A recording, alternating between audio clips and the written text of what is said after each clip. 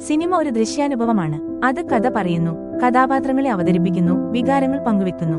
എന്നാൽ ചില സിനിമകൾ പ്രേക്ഷകരുമായി അപ്രതീക്ഷിതമായ ഒരു വൈകാരിക ബന്ധം സ്ഥാപിക്കാറുണ്ട്. അത്തരം സിനിമകൾ ഒരു കാഴ്ചാനുഭവത്തിനപ്പുറം ജീവിതത്തിന്റെ നേർക്കാഴ്ചകളായി മാറാറുണ്ട്. അടുത്തിടെ മലയാള സിനിമയിൽ അങ്ങനെയൊരു അനുഭവം സമ്മാനിച്ച ചിത്രമാണ് തരുൺ മൂർത്തി സംവിധാനം ചെയ്ത തുടരും.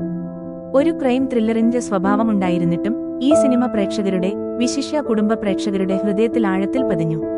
അതിന്റെ പ്രധാന കാരണം തുടരും സിനിമയുടെ കേന്ദ്ര കഥാപാത്രം ഷൺമുഖൻ ഒരു സാധാരണ ടാക്സി ഡ്രൈവറാണ്. വലിയ സമ്പാദ്യമോ ഉയർന്ന സാമൂഹിക പദവിയോ ഇല്ലാത്ത, എന്നാൽ തന്റെ ചെറിയ ലോകത്തിൽ സന്തോഷം കണ്ടെത്താൻ ശ്രമിക്കുന്ന ഒരു മനുഷ്യൻ. അയാളുടെ ജീവിതം വളരെ ലളിതമാണ്. പഴയൊരു അംബാസഡർ കാറാണ് അയാളുടെ വരുമാനമാർഗം.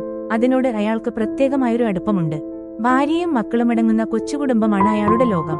ഈ കഥാപാത്രത്തെ അവതരിപ്പിക്കാൻ മോഹൻലാലിനെ തിരഞ്ഞെടുത്തത് തന്നെ സിനിമയുടെ ആദ്യ വിജയങ്ങളിലൊന്നായിരുന്നു.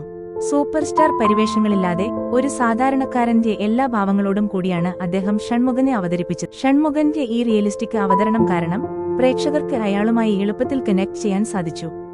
അയാളുടെ ചെറിയ സന്തോഷങ്ങളിലും പ്രതീക്ഷകളിലും പ്രേക്ഷകർ പങ്കുചേർന്നു. അയാളുടെ നിസ്സഹായയും ആശങ്കകളും സ്വന്തമെന്ന പോലെ തോന്നി. ഇത് സിനിമയുടെ തുടക്കത്തിൽ തന്നെ പ്രേക്ഷകരെ ഷൺമുഖന്റെ ലോകത്തിലേക്ക് കൊണ്ടുവന്നു.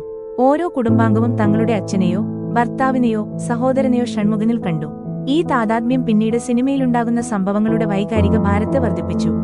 ഷൺമുഖന്റെ കുടുംബം സിനിമയുടെ ഹൃദയമാണ്. ഭാര്യ ലളിതയും മക്കളുമടങ്ങുന്ന ആ കൊച്ചുകുടുംബത്തിന്റെ സ്നേഹബന്ധങ്ങൾ വളരെ മനോഹരമായി സിനിമയിൽ അവതരിപ്പിച്ചിട്ടുണ്ട്.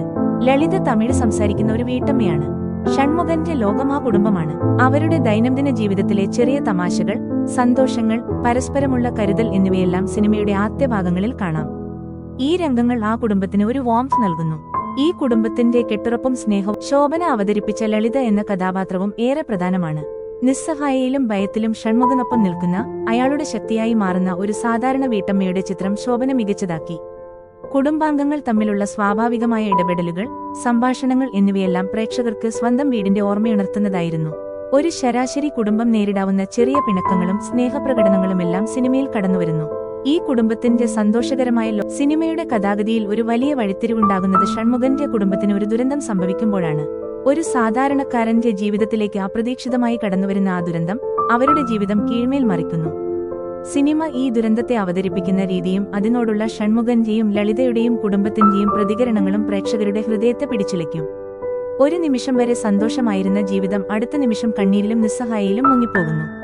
ഈ രംഗങ്ങൾ സിനിമയുടെ ജോണർ ഒരു ഫാമിലി ഡ്രാമയിൽ നിന്ന് ക്രൈം ത്രില്ലറിലേക്കും അതിജീവനത്തിന്റെ കഥയിലേക്കും മാറുന്നതിന്റെ സൂചന നൽകുന്നു.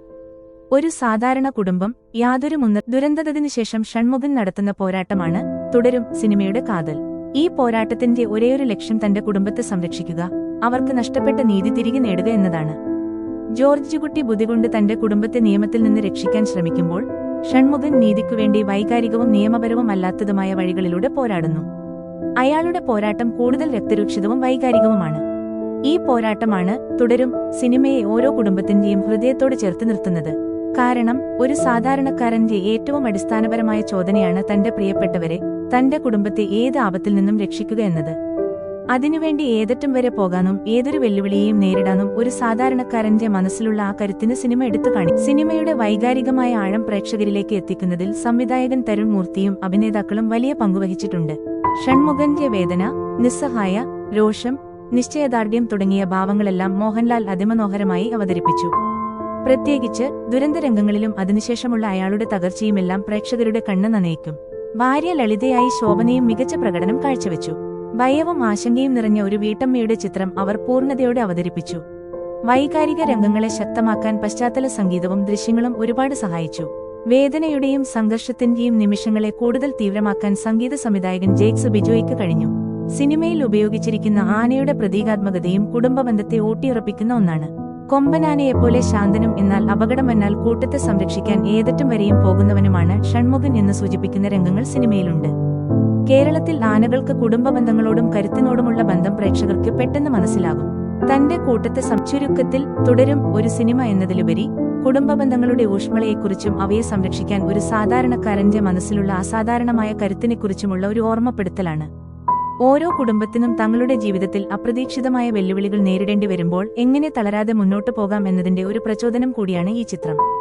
അതുകൊണ്ടാണ് ത്രില്ലർ സ്വഭാവങ്ങൾക്കപ്പുറം തുടരും ഓരോ കുടുംബത്തിന്റെയും ഹൃദയത്തിൽ ആഴത്തിൽ പതിഞ്ഞ ഒരു ചലച്ചിത്രാനുഭവമായി മാറിയത്. ഈ സിനിമ പങ്കുവെക്കുന്ന വൈകാരികമായ സത്യസന്ധിയും അതിജീവനത്തിന്റെ ശക്തിയുമാണ് അതിനെ പ്രേക്ഷകർക്ക് ഇത്രയധികം പ്രിയങ്കരമാക്കിയത്.